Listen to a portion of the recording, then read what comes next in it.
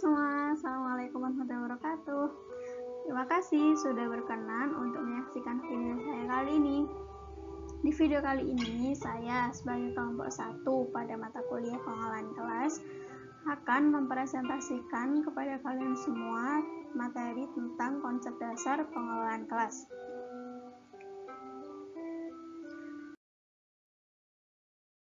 Mata kuliah pengolahan kelas ini diampu oleh Dr. Haji Ahmad Muhyiddin Zuhri, Magister Agama. Konsep dasar pengolahan kelas ini meliputi 4 hal, yakni yang pertama, pengertian pengolahan kelas, kemudian yang kedua, latar belakang pengolahan kelas, yang ketiga, tujuan pengolahan kelas, yang keempat atau yang terakhir, indikator keberhasilan guru dalam mengelola kelas.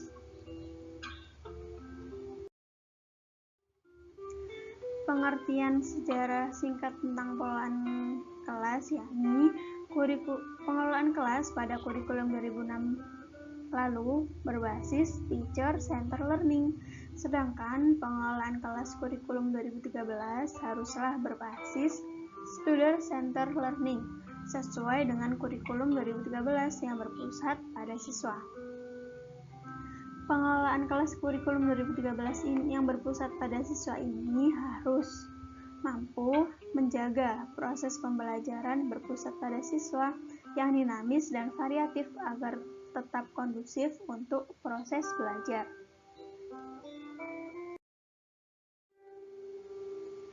Lalu pengertian pengelolaan kelas menurut para ahli. Di sini saya mencantumkan 2 pendapat para ahli. Yang pertama yakni menurut Cooper.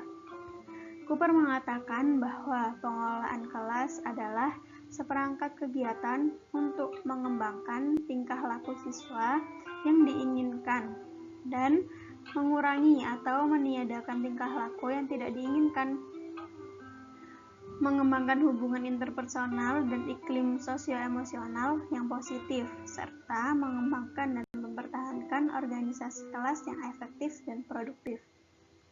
Kemudian yang pendapat yang kedua disampaikan oleh Suharsini Arikunto.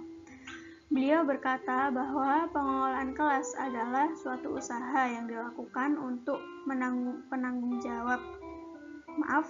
suatu usaha yang dilakukan oleh penanggung jawab kegiatan belajar mengajar atau membantu dengan maksud agar dicapai kondisi optimal sehingga dapat terlaksana kegiatan belajar seperti yang diharapkan, dan memahami pengelolaan kelas dari 2 segi, yaitu pengelolaan yang menyangkut siswa dan pengelolaan fisik.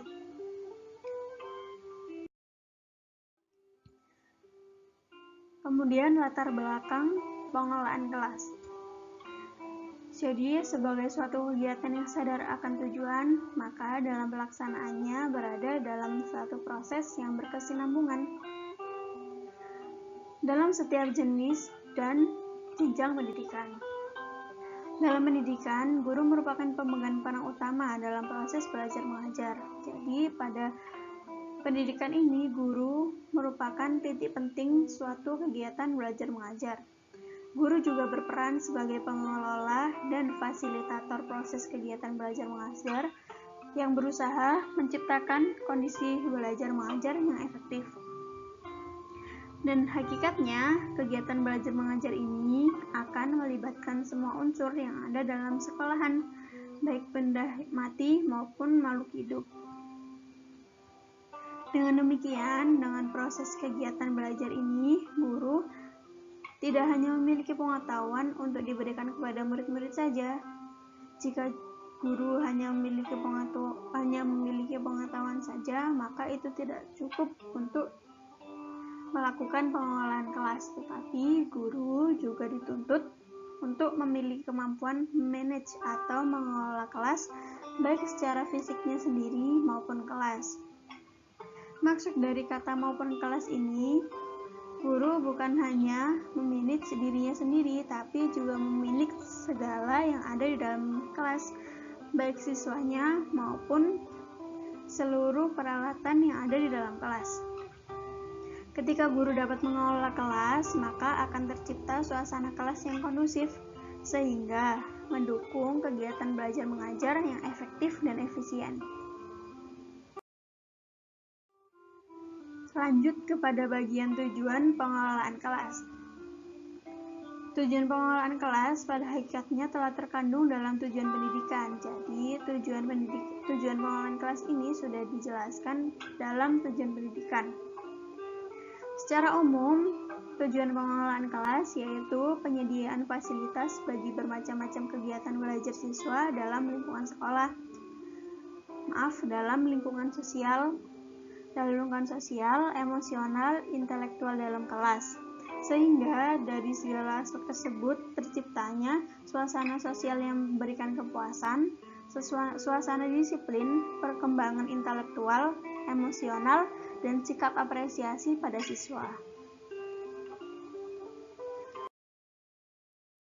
Kemudian, indikator keberhasilan. Guru dapat dikatakan berhasil dalam mengelola kelas jika memiliki 6 hal ini. Yang pertama yaitu guru tidak mendisiplinkan siswa dengan ancaman-ancaman.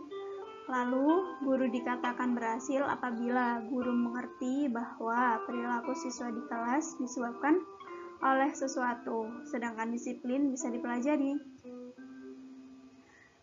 Kemudian, guru harus mengerti perbedaan antara prosedur kelas dan rutinitas kelas.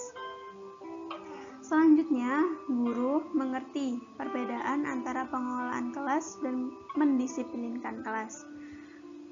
Kemudian, guru melakukan pengelolaan kelas dengan mengorganisir prosedur-prosedur.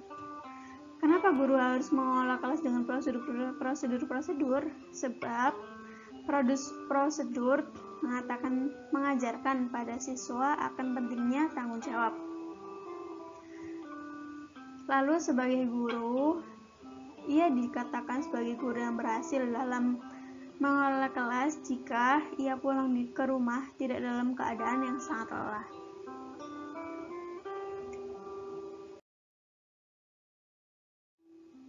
Mungkin sampai di sini penjelasan dari saya tentang konsep dasar pengelolaan kelas ini. Kurang lebihnya saya mohon maaf. Assalamualaikum warahmatullahi wabarakatuh. Terima kasih, sampai jumpa di video selanjutnya.